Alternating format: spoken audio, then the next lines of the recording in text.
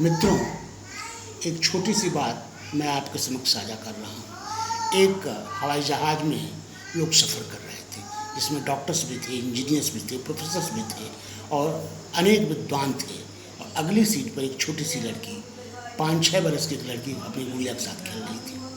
आकाश में ही एकाएक इंजन में कुछ गड़बड़ी हुई और वो हवाई जहाज़ जो है डगमग करने लगा। सारे लोग जो डॉक्टर्स थे, प्रोफेसर्स थे, इंजीनियर्स थे, बिजनेसमैन थे, सबकी हवा गुम हो गई और सभी लोग अपने अस्तित्व को छोड़ करके हाय हाय हाय तौबा करने लगे, परेशान हो गए।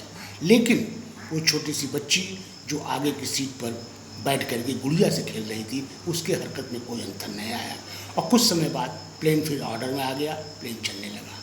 सारे लोग उठ करके आए और उस लड़की से पूछे कि बेटी, तुमने देखा प्लेन जो है हिल रहा था, गड़बड़ा रहा था, जान जाने का खतरा था, लेकिन तुम बैठ करके केवल गुड़िया से खेल रही थी, तुम्हारे अंदर कोई अंतर नहीं आया, क्या तुमने सुना नहीं, क्या तुमने देखा नहीं?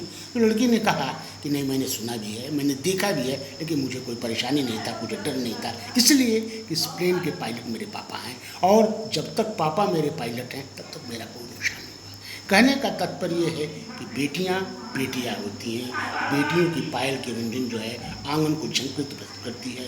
बेटियां जो हैं वो मरुस्थल में एक शीतल जल की धारा है, बेटियां जो हैं धूप में एक छाया है और बेटियां जो है हृदय पीड़ा को झंकृत करने वाली एक तार है।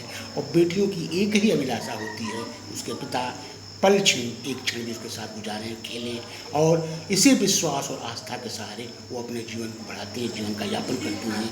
बेटियों का एकमात्र अगर कोई सहारा है, कोई उद्देश्य है, परम उद्देश्य है, तो उसका पिता है, उसका ईश्वर जो है उसका पिता है। राधे राधे। बस चल।